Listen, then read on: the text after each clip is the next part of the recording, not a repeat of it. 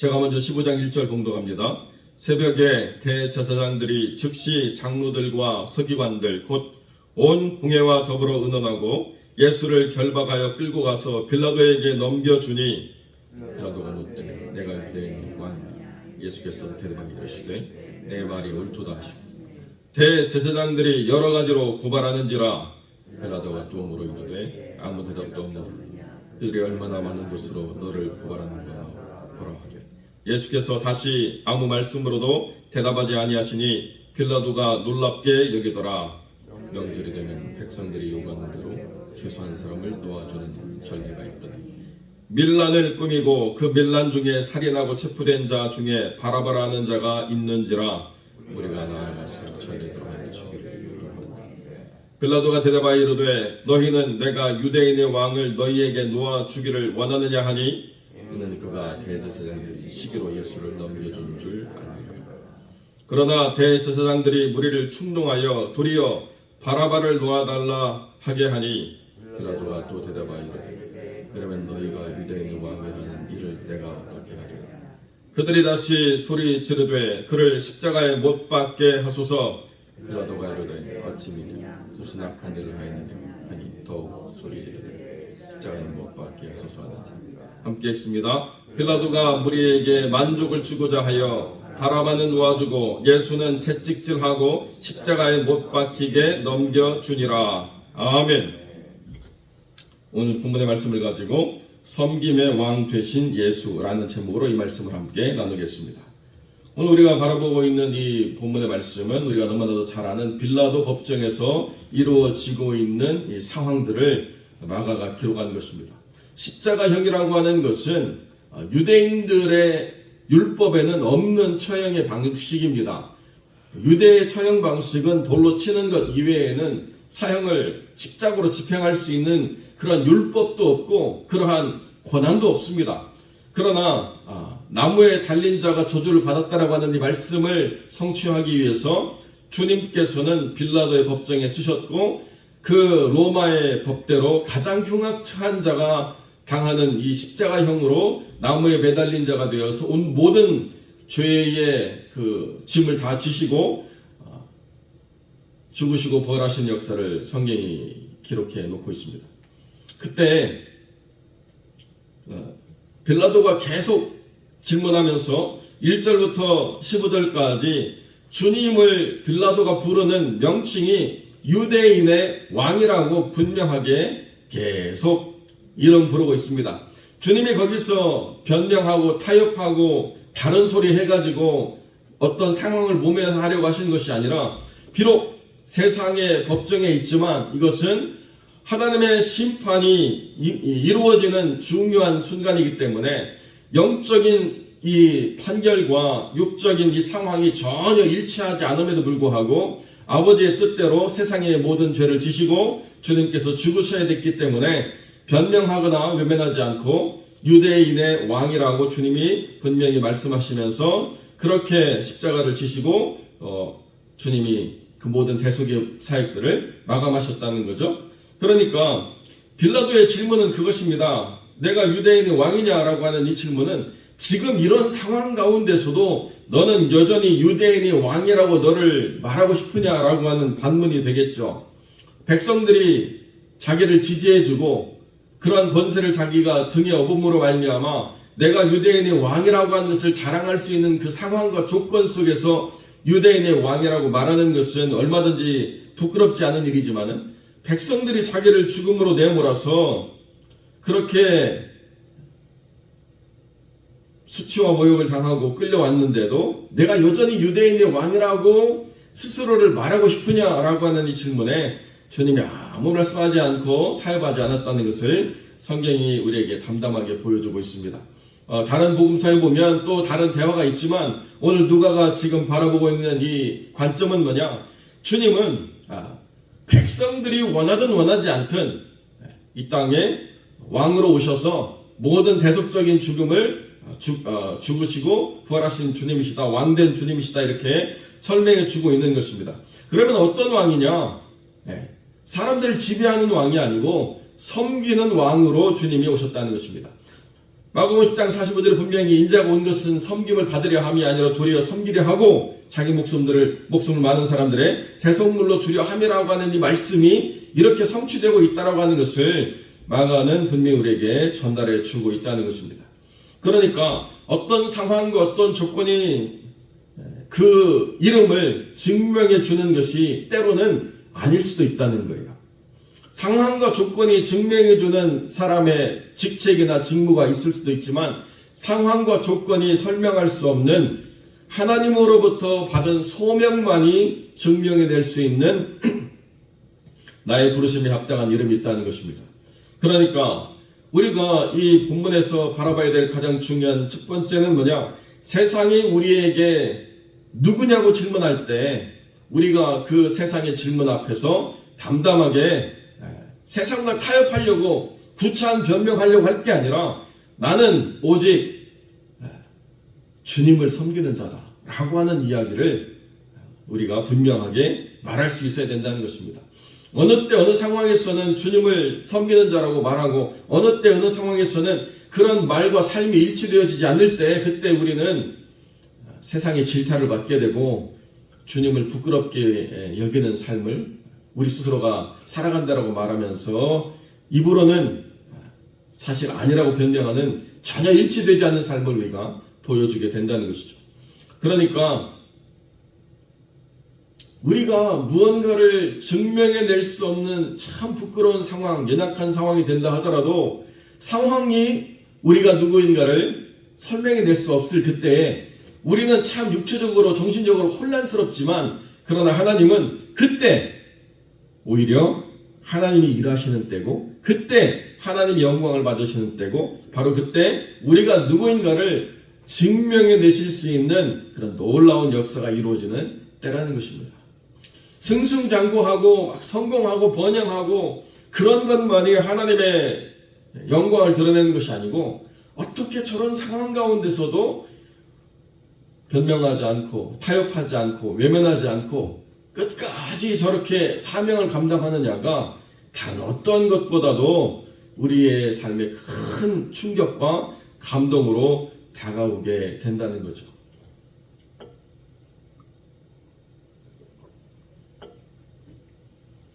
90년대 제가 중후반에 청년들을 데리고 중앙아시아 사역을 갔는데요. 저희와 연결된 선교사님은 평생 제가 보니까 중앙아시아에서 끝까지 사역하시고 은퇴하셨더라고요. 그런데 정말 힘들고 어렵지만 그 자리를 지켜내고 끝까지 충성된 종으로 그렇게 사역하시는 선교사님이셨는데 우연하게도 저희가 다른 어떤 분을 방문해야 될 일에 그 선교사님이 방문해야 될 일에 저희가 함께 가서 그곳을 방문하고 왔는데요. 그 중앙아시아에 대리석으로 지어진 교회가 있더라고요. 어마어마하게 대리석으로 지어져 가지고 그 대리석으로 지어진 교회 그 건물 뒤편에 사택이 이렇게 교회 안에 들어가 있는데요. 얼마나 멋지고 아름답게 꾸며놨는지 아주 화려하게 잘 꾸며진 사택이 있더라고요. 거기에 막 위성 안테나 달려있고 큰 프로젝트 TV 있고 아주 모든 것이 다 갖춰져 있는데요. 그 선교사님을 딱 들어가는데 저희 선교사님은 신발도 그냥 다 떨어진 거에다가 양말도 구멍이 나가지고 참 초라하게 이렇게 들어가셔서 대화를 나누시고 저희도 함께 있다가 온 그런 순간이 기억이 나요. 그런데 그렇게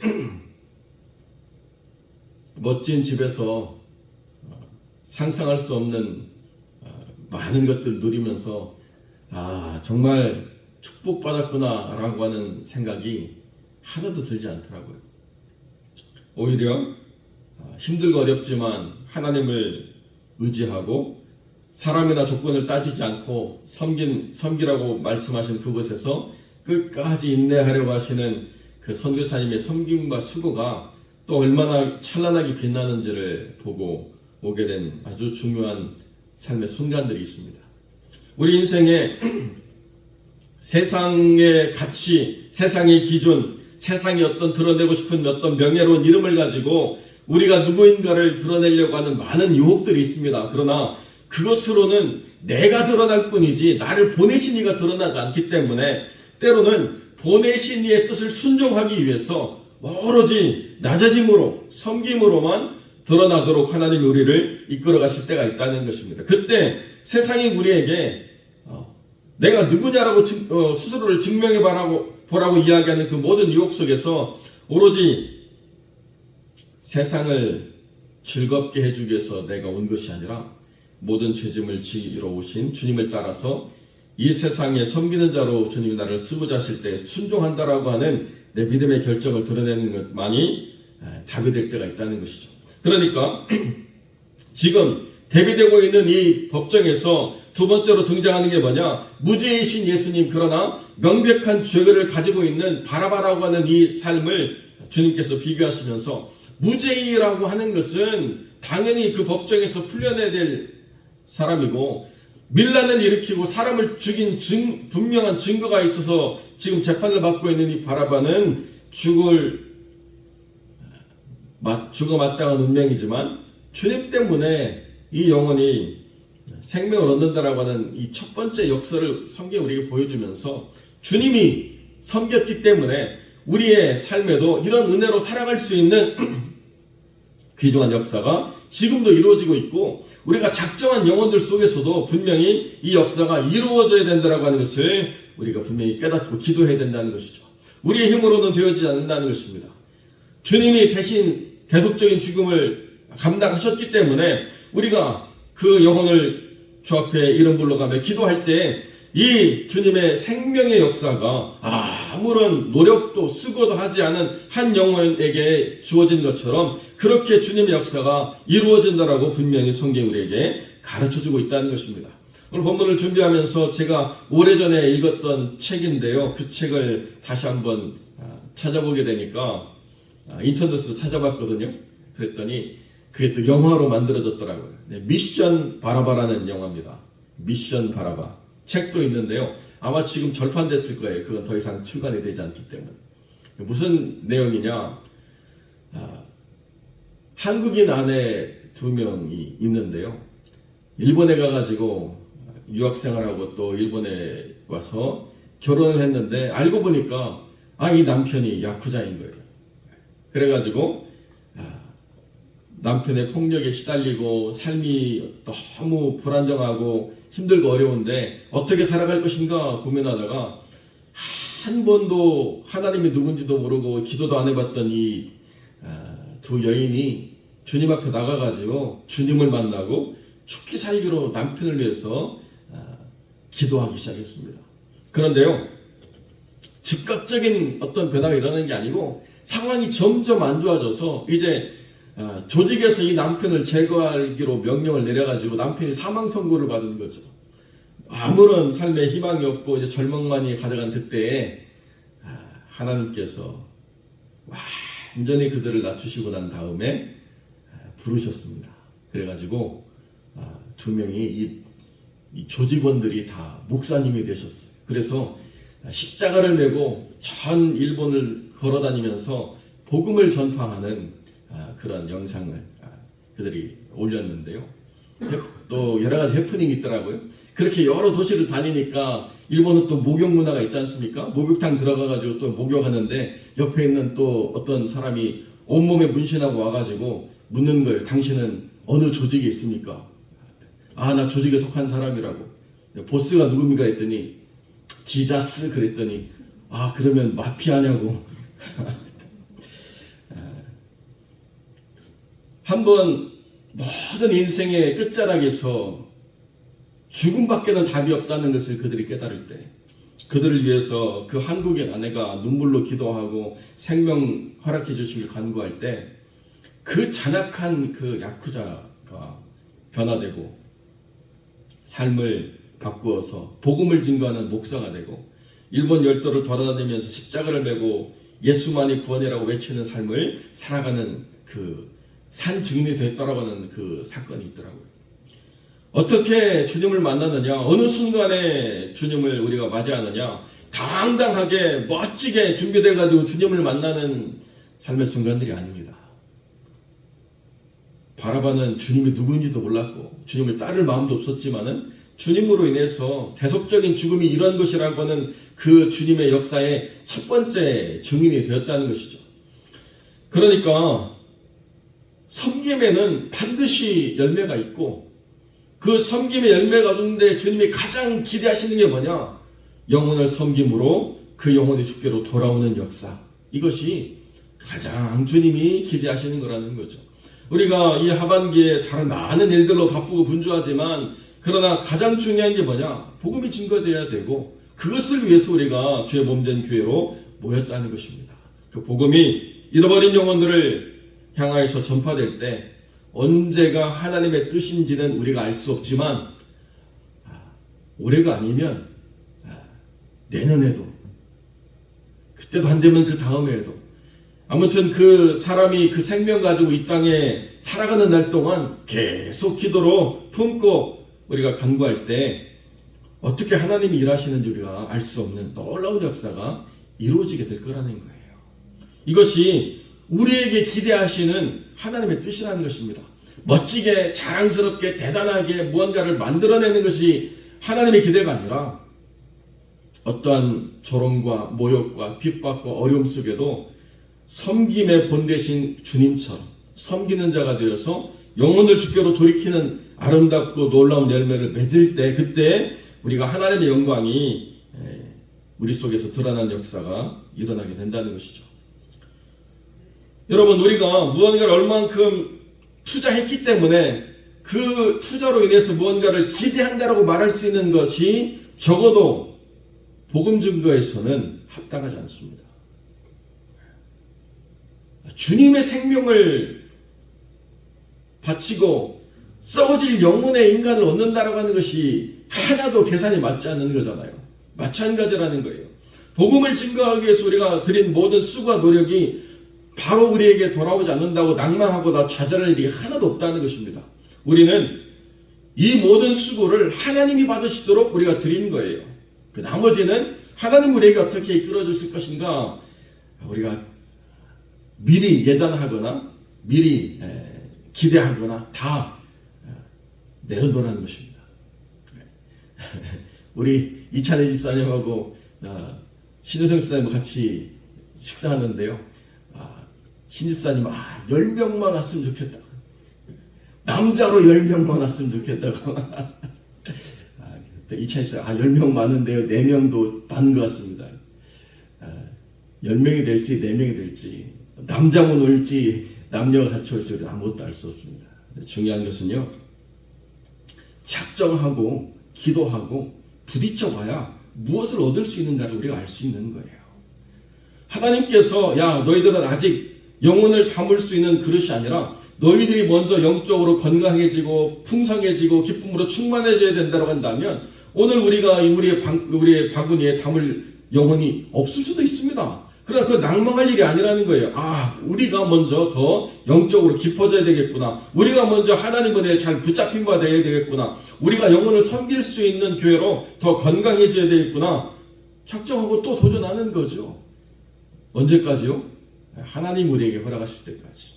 그때 세상이 우리에게 우리가 누구냐고 묻는다면 우리는 세상에 대해서 구원의 방주고 주님을 따르는 종이다라고 분명히 선언할 수 있는 믿음의 증거를 가진 하나님의 사람들이 된다는 것입니다. 우리가 하나님 안에서 영적으로 충만해지고 우리가 하나님 안에서 그리스도의 향기로 가득해지면 향기를 담아낼 수 있는 어떤 장치가 없다는 거죠. 그리스도의 향기는 우리 안에서 흘러 넘치게 되어 있고 그 향기에 취해서 죽기로 나오는 영혼들이 반드시 있다는 것을 우리가 기억하고 섬김의 왕이 되신 예수 그리스도처럼 우리도 하나님 안에서 온전한 섬김으로 주를 따를 때에 세상이 우리에게 누구냐고 질문하면 우리는 세상을 섬기는 왕 되신 예수님의 종이다라고 분명히 선언하고 그 뜻대로 사용되어지는 복된 영혼들이 되시기를 우리 주님의 이름으로 간절히 축원드립니다.